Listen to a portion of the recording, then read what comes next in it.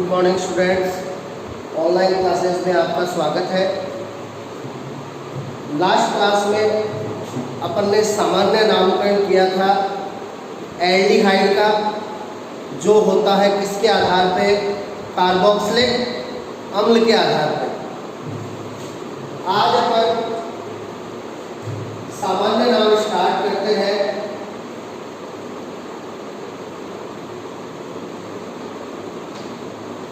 Cyanide और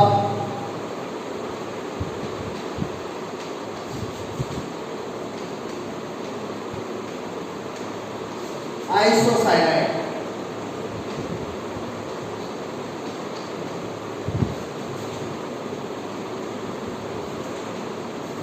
आज अपन करेंगे साइनाइड और आइसोसाइनाइड का सामान्य नाम। अब देखिए साइनाइड क्या होते हैं।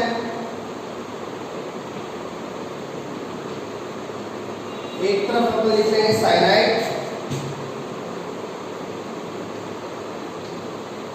और दूसरी तरफ अपन लिख लेंगे आइसोसाइनाइड। साइनाइड क्या होता है, ये अपन ने ले लिया हाइड्रोकार्बन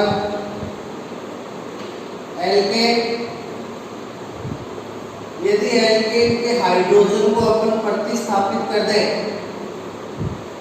क्रियात्मक समूह Cn के द्वारा, तो कार्बनिक यौगिक प्राप्त होता है RCN। और ऐसा कार्बनिक यौगिक जिसमें हाइड्रोकार्बन श्रृंखला से क्रियात्मक समूह जुड़ा हो Cn, ऐसे कार्बनिक यौगिकों को अपन कहते हैं साइनाइड। और आइसोसाइनाइड में क्या होता है, ये जो एल्केन है, एल्केन हो गया RH, इसके हाइड्रोजन को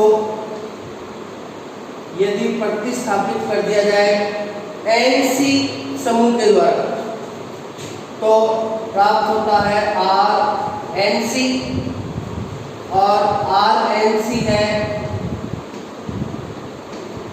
इन कार्बनिक यौगिकों को कहा जाता है आइसोसाइनाइड।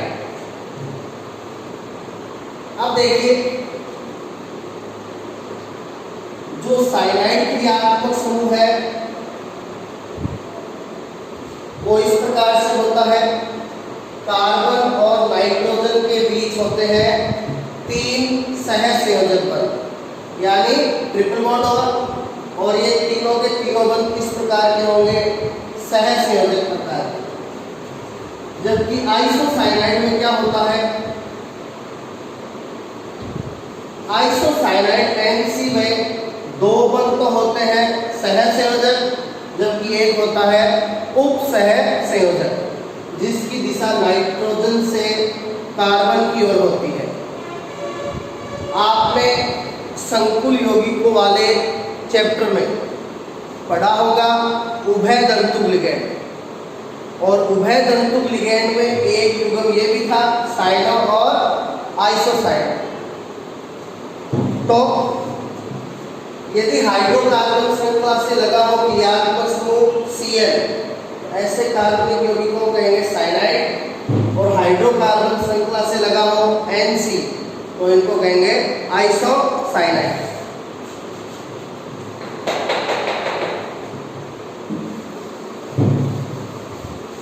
अब देखिए, अब अपन इनका करेंगे सामान्य नाम।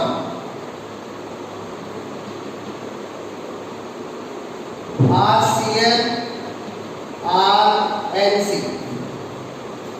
अब देखिए सामान्य नाम में, इनके सामान्य नाम में क्या किया जाएगा, ये जो हाइड्रोकार्बन श्रृंखला है R, इसको लिखा जाएगा एल्कीन के रूप में, और Cn को लिख दिया जाएगा साइनाइड। हाइड्रोकार्बन श्रृंखला को एल्कीन के रूप में और Cn को लिख देंगे साइनाइड। ये जो Cn का कार्बन है, CN का ये जो कार्बन है इसे सामान्य नामकरण में एल्किल श्रृंखला में शामिल नहीं किया जाएगा, यानी इस कार्बन को इस श्रृंखला में शामिल नहीं करना है। R को लिखना है एल्किल, तो एल्किल लिखेंगे, R में जितने कार्बन होंगे उसके अनुसार लिखेंगे एल्किल। इस कार्बन को शामिल नहीं करना है। RNC, यहाँ पे R को लिख देंगे एल्किल और NC आइसोसाइनाइड। तो इसका हो गया एल्किल आइसोसाइनाइड। अब देखिए, जैसे पहला एल्किल साइनाइड है CH3CN। अब हाइड्रोकार्बन श्रृंखला है RCH3, इसे एल्किल के रूप में लिख देंगे मेथिल और CN को लिख देंगे साइनाइड। तो ये हो गया मेथिल साइनाइड। इधर अपना आइसोसाइनाइड लेते हैं, पहला CH3NC। तो हाइड्रोकार्बन श्रृंखला CH3 एल्किल के रूप में लिख देंगे मेथिल और NC के लिए आइसोसाइनाइड। तो ये हो गया मेथिल आइसोसाइनाइड। और ये एक जहरीली गैस होती है।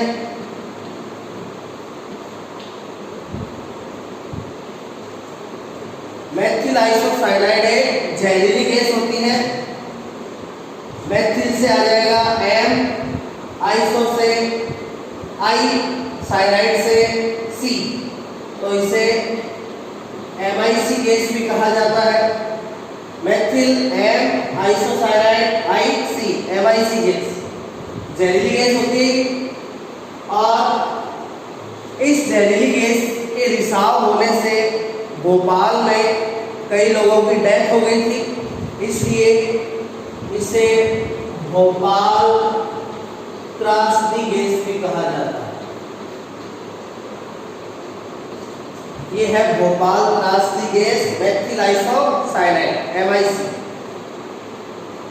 अब देखिए, नेक्स्ट है C2H5CN। तो यहाँ हाइड्रोकार्बन श्रृंखला C2H5 एल्किल के रूप में हो गई एथिल और CN के लिए साइनाइड। तो इसका नाम हो गया एथिल साइनाइड।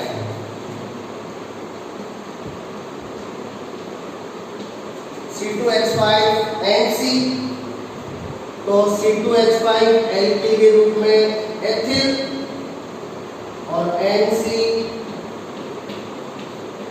आइसोसाइनाइड। तो ये हो गया एथिल आइसोसाइनाइड।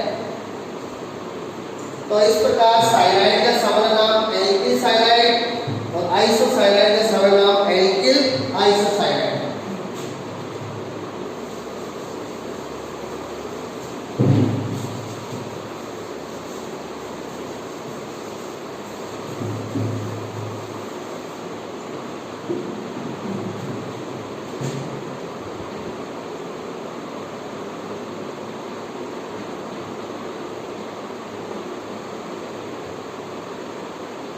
नेक्स्ट साइनाइड हो गया ये। यहाँ पे देखिए हाइड्रोकार्बन श्रृंखला है 3 कार्बन वाली और सीधी श्रृंखला है ये। तो ये हो गया नॉर्मल प्रोपिल। नॉर्मल श्रृंखला के लिए आ गया स्मॉल m और 3 कार्बन है तो एल्किल के रूप में प्रोपिल और CN के लिए साइनाइड। तो ये हो गया N प्रोपिल साइनाइड।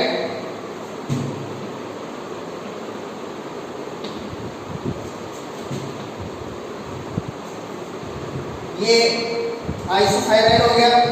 यहाँ पे 3 कार्बन की सीधी श्रृंखला N प्रोपिल और NC के लिए आइसोसाइनाइड। ये हो गया एन प्रोपिल आइसोसाइनाइड।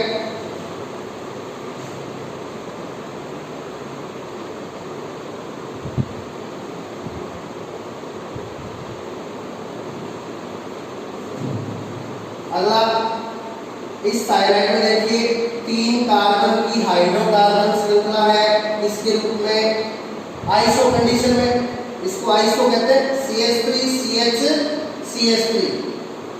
तो कंडीशन हो गई आइसो,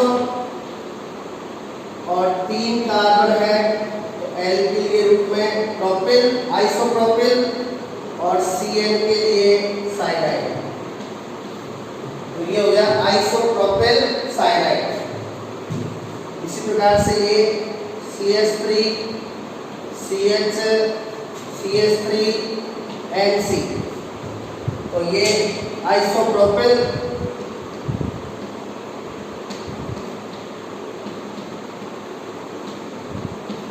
और NC के लिए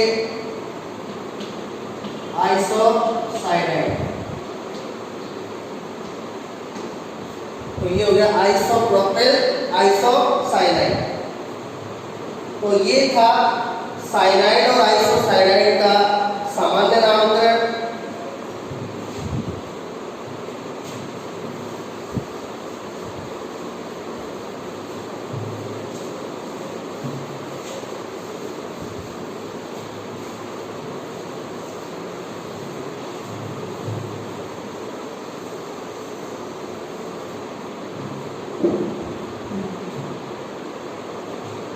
अब देखिए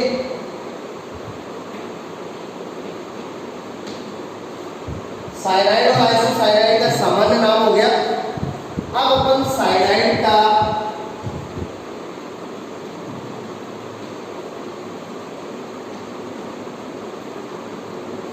कार्बोक्सिलिक अम्ल के आधार पर नाम लिखेंगे। अब अपन साइनाइड का नाम लिखेंगे किसके आधार पे? कार्बोक्सिलिक अम्ल के आधार पे। देखिए किस प्रकार,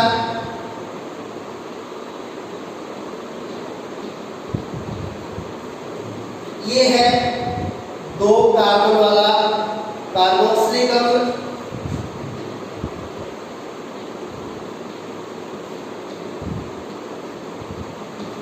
जिसका सामान्य नाम अपन ने लिखा था एसिटिक अम्ल, क्योंकि सिरका से प्राप्त किया गया था और सिरका को कहते हैं एसिटम, इस आधार पर इसका नाम था एसिटिक अम्ल। तो इसके जैसा साइनाइड का सदस्य ये होगा CH3COOH, इसके जैसा साइनाइड CH3Cl। तो देखिए यहां पे Cl को कहा जाएगा नाइट्राइल, यहां पे Cl को क्या लिखेंगे? नाइट्राइल लिखेंगे। IUPAC नामकरण में भी Cl को अपन क्या लिखते हैं? नाइट्राइल लिखते हैं। तो यहां पे भी Cl को क्या लिखा जाएगा? नाइट्राइल। और यहां IUPAC नाम की भांति इस Cl के कार्बन को इस श्रृंखला में शामिल करना है। जैसे यहाँ पे 2 कार्बन माने गए हैं, इसलिए इसको कहा एसिटिक अम्ल। यहाँ पे भी इसके कार्बन को शामिल करके कितने कार्बन हो गए? 2। तो ये एसिटिक अम्ल है और इसके आधार पे इसका नाम हो जाएगा एसिटोनाइट्राइल। तो साइनाइड का ये जो नाम है वो किसके आधार पे है? कार्बोक्सिलिक अम्ल के आधार पे। 2 कार्बन वाले कार्बोक्सिलिक अम्ल को एसिटिक अम्ल कहते हैं, इसके आधार पे 2 कार्बन वाले साइनाइड को एसिटोनाइट्राइल। तो ध्यान रखिएगा एसिटोनाइट्राइल का सूत्र क्या होता है? CH3Cl। काफी इंपॉर्टेंट है ये क्वेश्चन है, वो नामकरण में लगभग ऐसे ही पूछे जाते हैं। कोई भी सामान्य नाम दे दिया जाता है और फिर पूछने आता है इसका IUPAC नाम लिखिए। तो जो अपन को सामान्य नाम दिया है उसके आधार पे उस यौगिक का अपन को सूत्र आना चाहिए, जिससे अपन उसका क्या लिख सकें, IUPAC नाम लिख सकें। तो मान लीजिए अपन को क्वेश्चन दे दिया जाए एसीटोनाइट्राइल का IUPAC नाम लिखिए, तो अपन को एसीटोनाइट्राइल का सूत्र पता होना चाहिए। तो एसीटोनाइट्राइल का सूत्र होता है CH3Cl। अब IUPAC नाम इसका क्या होगा वो अपन आगे IUPAC नामकरण में करेंगे। तो एसीटोनाइट्राइल होता है CH3Cl। अब देखते हैं इसी प्रकार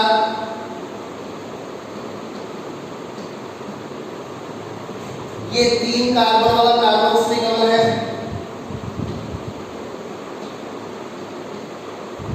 जिसका सामान्य नाम हमने लिखा था प्रोपियोनिक अम्ल। तो इसके जैसा साइनाइड है वो ये होगा। तो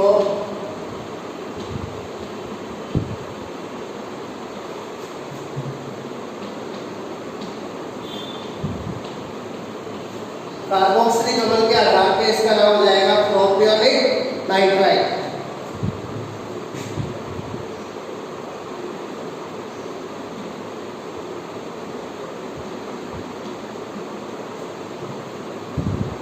अब देखिए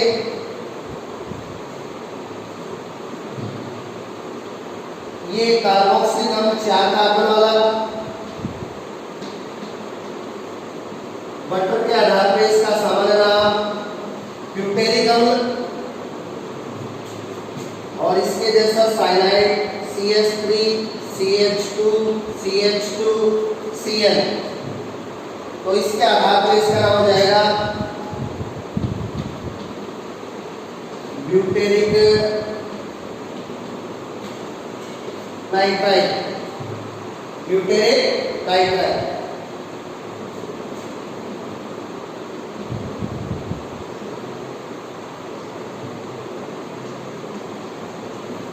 इस कार्बोक्सिलिक अम्ल का नाम यहाँ पे कंडीशन है आइसो।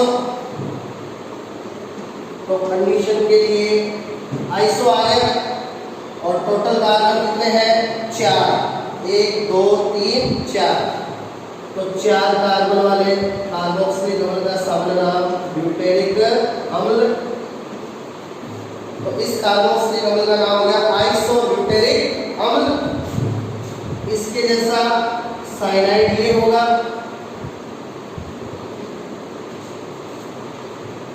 इसके जैसा साइनाइड ये होगा। तो इसका हो जाएगा आइसो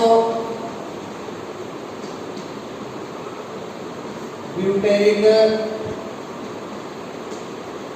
नाइट्राइल। तो इस नामकरण में Cl के कार्बन को इस श्रृंखला में शामिल करना है और Cl को IUPAC के भांति क्या लिखना है, नाइट्राइल। तो ये साइनाइड का नाम है किसके आधार पे, कार्बोक्सिलिक अम्ल के आधार पे। इसका एसिटिक अम्ल के आधार पे एसीटोनाइट्राइल, इसका प्रोपियोनिक अम्ल के आधार पे प्रोपियोनिक नाइट्राइल, इसका ब्यूटेरिक अम्ल के आधार पे ब्यूटेरिक नाइट्राइल, और इसका आइसोब्यूटेरिक अम्ल के आधार पे आइसोब्यूटेरिक नाइट्राइल।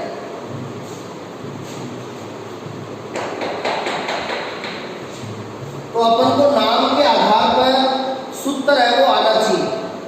जैसे अपन को कोई कहते आइसोब्यूटेरिक नाइट्राइल का IUPAC नाम लिखिए, तो अपन IUPAC नाम तभी लिख पाएंगे जब अपन को आइसोब्यूटेरिक नाइट्राइल का क्या पता हो, सूत्र पता हो। तो ध्यान रखिएगा आइसोब्यूटेरिक नाइट्राइल का सूत्र इस प्रकार से होगा CH3 CH, CH के नीचे CH3, CH के आगे Cl। तो इस टाइप से अपन को नाम के आधार पे सूत्र है वो पता होना चाहिए।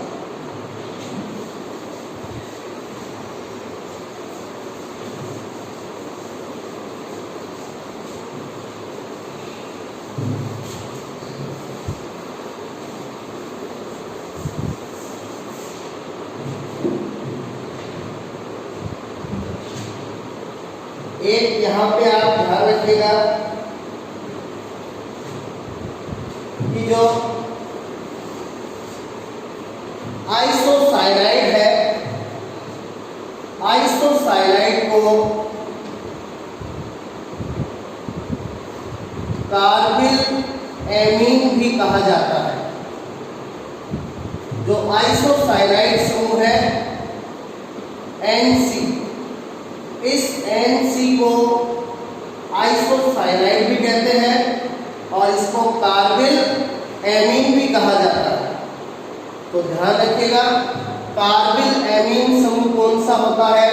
NC, isocyanide. तो ये साइनाइड और आइसोसाइनाइड का था सामान्य नामकरण। साइनाइड का एल्किल साइनाइड और आइसोसाइनाइड का एल्किल आइसोसाइनाइड। और एक अपन ने साइनाइड का नामकरण बताया कार्बोक्सिलिक अम्ल के आधार पर।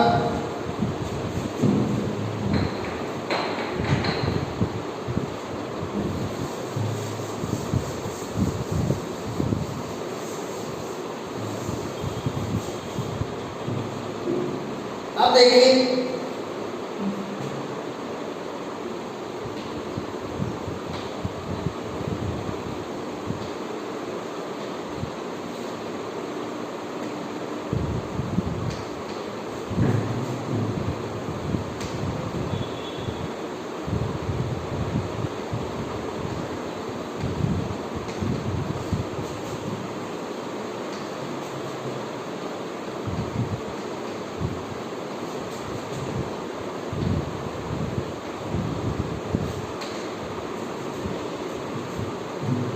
अब अपन कार्बोक्सिलिक अम्ल के व्युत्पन्नों का सामान्य नामकरण करेंगे। तो देखिए, कार्बोक्सिलिक अम्ल है, उसके व्युत्पन्न माने जाते हैं 4। देखिए, कार्बोक्सिलिक अम्ल है वो होता है RC डबल बॉन्ड OH, ये है कार्बोक्सिलिक अम्ल। तो कार्बोक्सिलिक अम्ल के व्युत्पन्न है वो 4 माने जाते हैं।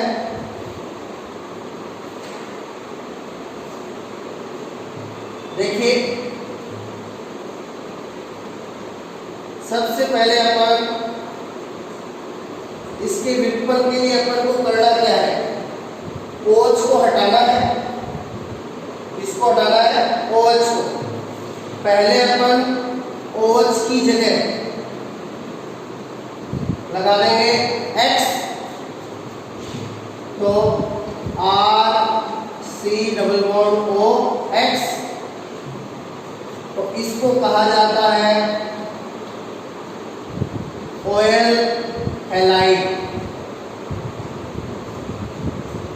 इसको क्या कहेंगे? Oil halide. X क्या है? हैलोजन। अब यदि हैलोजन के रूप में हो अपने पास क्लोरीन, तो यहाँ पे X की जगह हो जाएगा Cl, तो इसको कह देंगे ऑयल क्लोराइड। तो RC डबल बॉन्ड OCl क्या हो गया? ऑयल क्लोराइड हो गया। सेकेंड, अपन OH की जगह लगा देंगे NH2, तो ये हो जाएगा RC डबल बॉन्ड NH2। इसको कहा जाता है एमाइड। और यदि OH की जगह लगा दें OR, OH की जगह क्या लगा दें? OR, ये हो जाएगा RC डबल बॉन्ड OR। इनको कहा जाता है एस्टर। और अब देखिए, चौथा व्युत्पन्न अपन किस प्रकार बनाएंगे? यदि अपन क्रिया करवा दें 2 कार्बोक्सिलिक अम्लों की, कितने कार्बोक्सिलिक अम्ल? 2 कार्बोक्सिलिक अम्ल। ये पहला कार्बोक्सिलिक अम्ल हो गया और ये दूसरा कार्बोक्सिलिक अम्ल हो गया। तो 2 कार्बोक्सिलिक अम्लों की क्रिया करवाते हैं तो 2 कार्बोक्सिलिक अम्लों के बीच में से निकल जाता है जल का अणु। 2 कार्बोक्सिलिक अम्लों के बीच में से किसका अणु निकल जाएगा? जल का अणु निकल जाएगा। और बचे हुए को जोड़ दीजिए, R C double bond O।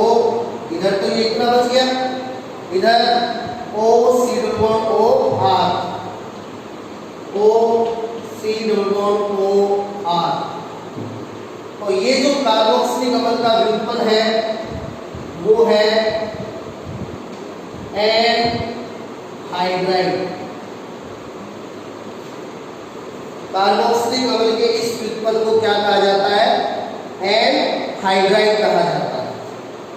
तो इस प्रकार कार्बोक्सिलिक अम्ल के 4 व्युत्पन्न माने जाते हैं, OL क्लोराइड, एमाइड, एस्टर और एनहाइड्राइड। अब देखिए अपन बारी बारी इनका सामान्य नाम करेंगे और इनका सामान्य नाम है वो किसके आधार पे किया जाएगा? कार्बोक्सिलिक अम्ल के सामान्य नाम के आधार।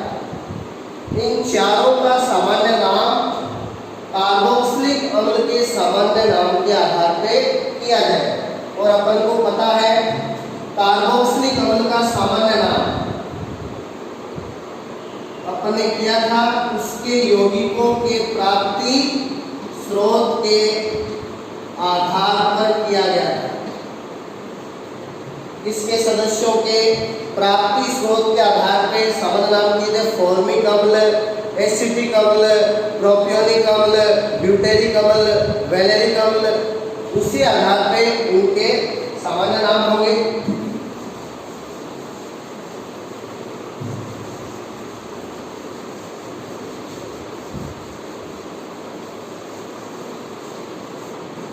तो देखिए सबसे पहले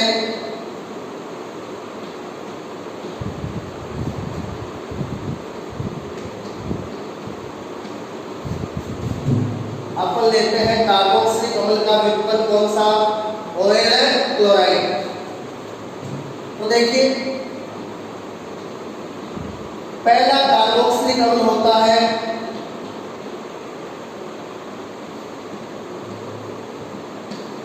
ये, जिसका सामान्य नाम फॉर्मिका चिमटी के आधार पर फॉर्मिक अम्ल। अब यहाँ पे OH की जगह अपन को लगाना है Cl, तो ये हो गया HCOCl। अब इसके सामान्य नाम के लिए क्या करना है? जो कार्बोक्सिलिक अम्ल के लास्ट में आता है एक अम्ल, कार्बोक्सिलिक अम्ल के लास्ट में अपन क्या लगाते हैं? एक अम्ल। एक अम्ल को हटाना है और इल क्लोराइड लगाना है। एक अम्ल को हटाकर क्या लगाना है? इल क्लोराइड। तो फॉर्मिक अम्ल में एक अम्ल हटाएंगे तो बचेगा फॉर्म और फॉर्म में जोड़ देंगे इल क्लोराइड, तो इसका हो जाएगा फॉर्मिल क्लोराइड। अब देखिए OL क्लोराइड है, इसको अपन शो कैसे कर सकते हैं? RC≡OCl। इस प्रकार से अपन शो करेंगे किसको? OL chloride. अब ध्यान रखिएगा, यदि इस प्रकार से कोई यौगिक हो RCl, ये एल्किल क्लोराइड है। RCl तो क्या है? ये तो एल्किल क्लोराइड है। ये तो यहाँ पे Cl है वो सीधा जुड़ा है हाइड्रोकार्बन श्रृंखला से, तो ये तो एल्किल क्लोराइड है। OL क्लोराइड की बात करें तो OL क्लोराइड ये होता है RC≡OCl, तो ये ध्यान रखिएगा। अब देखिए अगला अब फॉर्मिक अम्ल है, इसके जैसा जो ऑयल क्लोराइड है इसका सामान्य नाम हो गया इसके आधार पे फॉर्मिल क्लोराइड। और ये जो फॉर्मिल क्लोराइड है इसके बारे में ध्यान रखिएगा, ये कमरे के ताप पर अस्थायी होता है। तो ऑयल क्लोराइड का जो पहला सदस्य है फॉर्मिल क्लोराइड, ये कमरे के ताप पर क्या होता है, अस्थायी होता है। तो इसके बारे में ये ध्यान रखिएगा। नेक्स्ट है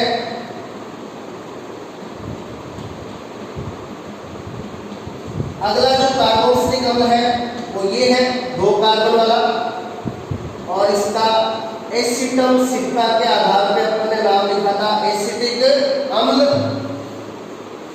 अब इसके OH की जगह कर दीजिए Cl,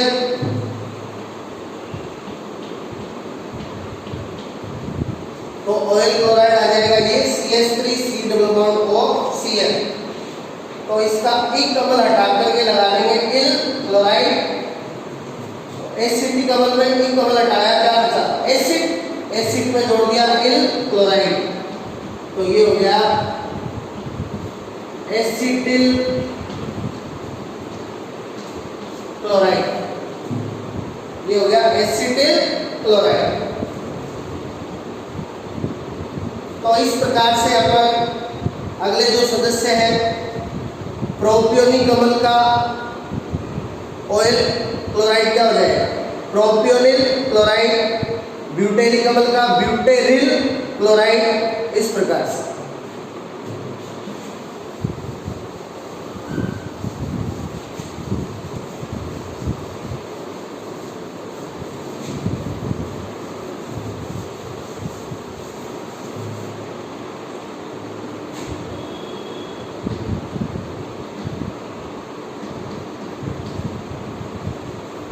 तीसरा अपना कार्बोक्सिलिक अम्ल है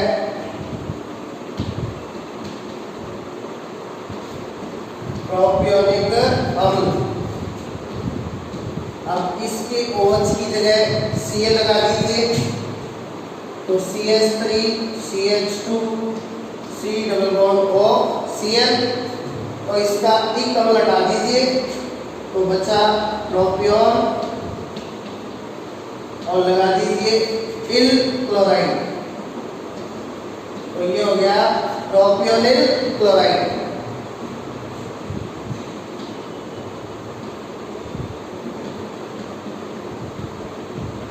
अगला 4 कार्बन वाला कार्बोक्सिलिक अम्ल,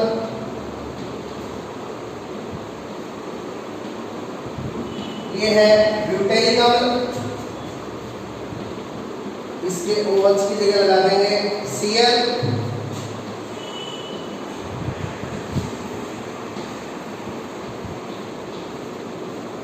तो इसका एक अम्ल हटाएंगे, बचेगा क्या ब्यूटेन, ब्यूटेन में इल क्लोराइड जोड़ दीजिए, ये हो जाएगा ब्यूटेरिल क्लोराइड। तो इस प्रकार ये कार्बोक्सिलिक अम्ल का जो पहला विघटन है ऑयल क्लोराइड, उसका सामान्य नाम है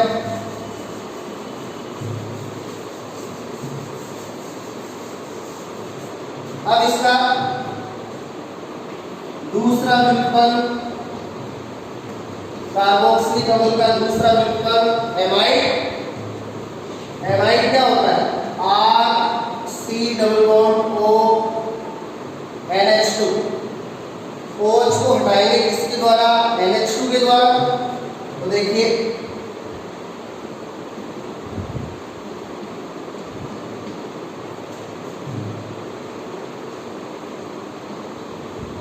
ये है कार्बोक्सिलिक अम्ल,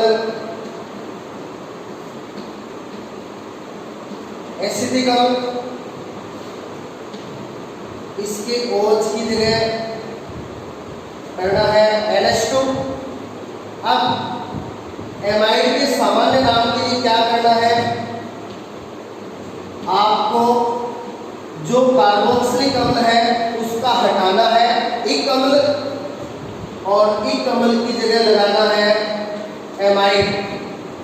एक अम्ल की जगह क्या लगा देंगे, एमाइड। तो एसिटिक अम्ल का एक अम्ल गया, क्या बचा एसिड, और एसिड में जोड़ दीजिए एमाइड।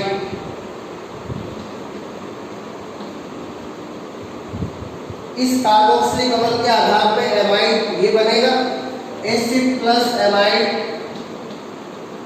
ये हो गया एसिटेमाइड।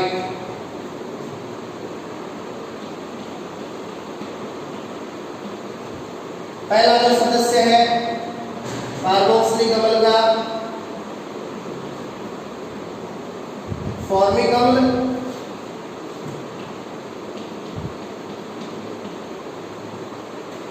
इसके बेस पे एमाइड ये बनेगा, तो इक अम्ल हटा करके एमाइड ला दीजिए। इसका इक अम्ल हटाएंगे क्या बचेगा, फॉर्म, और फॉर्म में एमाइड, तो ये हो जाएगा फॉर्मेमाइड। तो एमाइड के नामकरण के लिए कार्बोक्सिलिक अम्ल का इक अम्ल हटाकर क्या लगाना है, एमाइड लगाना। तो जो पहला सदस्य है फॉर्मेमाइड, दूसरा सदस्य है एसिटेमाइड।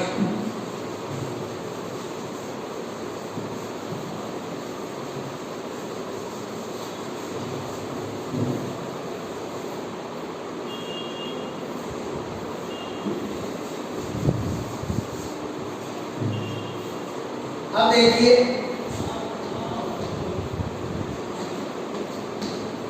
तीसरा इसका व्युत्पन्न है एस्टर। एस्टर को शो करते हैं इस प्रकार, R C double bond O O R. अब देखिए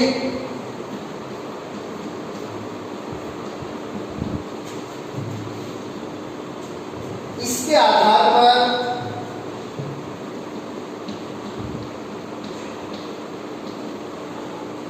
एस्टर बनेगा ये, OH की जगह क्या कर दिया, OCH3। तो ये कार्बोक्सिलिक अम्ल है,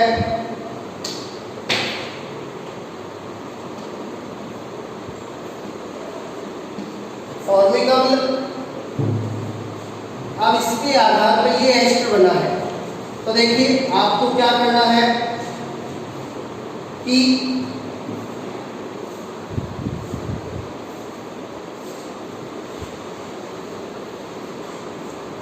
इतने को फॉर्मिक अम्ल के आधार पे लिख देंगे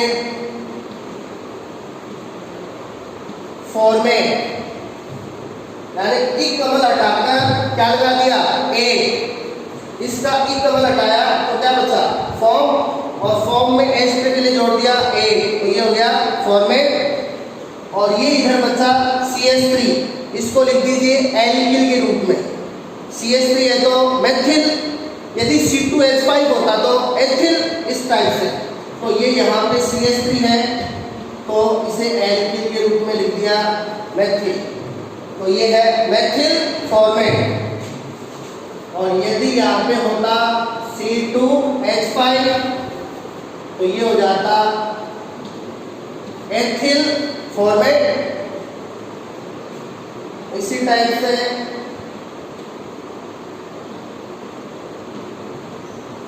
अगला कार्बोक्सिलिक अम्ल, इसको एसिटम या सिरका के आधार पर लिखते हैं एसिटिक अम्ल। अब इसके आधार पे एस्टर बनेगा ये। अब इसका जो इतना पोर्शन है वो एसिटिक अम्ल का इक अम्ल हटा करके, इक अम्ल हटाएंगे क्या बचेगा, एसिड। एसिड में जोड़ देंगे एक, यानी कि इक अम्ल हटाना है और एक लगाना है। एसिटिक अम्ल का इक अम्ल हटा के एक लगाएंगे तो एसिड में एक जोड़ेंगे, ये हो जाएगा एसीटेट। और इधर ये बचा C2H5, तो इसको एल्किल के रूप में पहले लिख देंगे एथिल, तो इस एस्टर का नाम हो गया एथिल एसीटेट। तो इस प्रकार एस्टर का नाम भी किसके आधार पे, कार्बोक्सिलिक अम्ल के आधार पे लिखना है।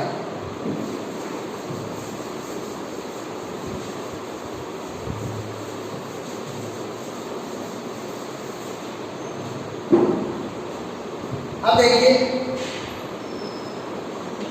इसका जो लास्ट व्युत्पन्न है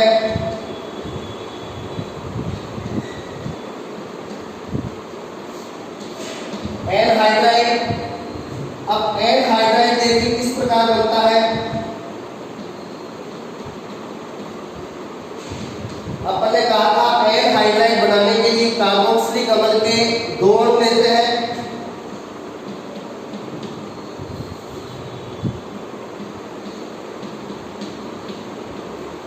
तो ये कार्बोक्सिलिक अम्ल है कौन सा,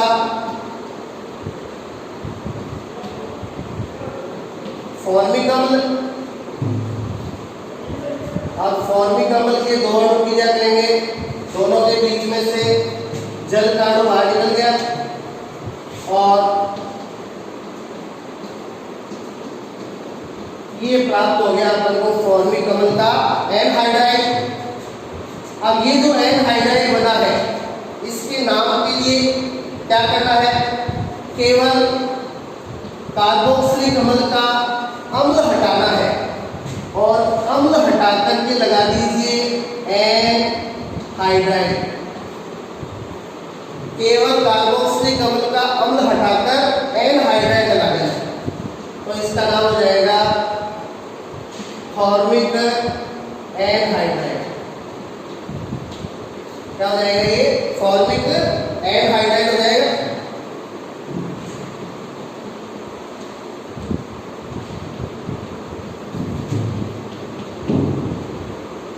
इसी प्रकार कार्बोक्सिलिक अम्ल का दूसरा सदस्य लेते हैं एसिटिक अम्ल। एसिटिक अम्ल के 2 अणु ले लिए, इन दोनों के बीच में से जल का अणु बाहर निकाल देंगे तो अपन को एनहाइड्राइड प्राप्त होगा। ये CH3 C double bond O C double bond O CH3। तो इसका एसिटिक अम्ल नाम है, इसका अम्ल हटा दीजिए और एनहाइड्राइड लगा दीजिए, तो इस एनहाइड्राइड का सामना हो जाएगा एसिटिक एनहाइड्राइड। तो कार्बोक्सिलिक अम्ल के आधार पर एनहाइड्राइड का सामान्य नाम लिखने के लिए कार्बोक्सिलिक अम्ल का अम्ल हटाना है और एनहाइड्राइड लगाना है, और एनहाइड्राइड का निर्माण कार्बोक्सिलिक अम्ल के 2 अणुओं से होता है। तो ये कार्बोक्सिलिक अम्ल के व्युत्पन्नों के सामान्य नाम हो गए। तो इस टाइप से अपने जो सामान्य नामकरण है जो अपने 12th में यूज आएंगे उन सभी का सामान्य नाम है वो कंप्लीट है। और अगली क्लास में अपन स्टार्ट कर देंगे व्युत्पन्न नाम और IUPAC नाम। Thank you.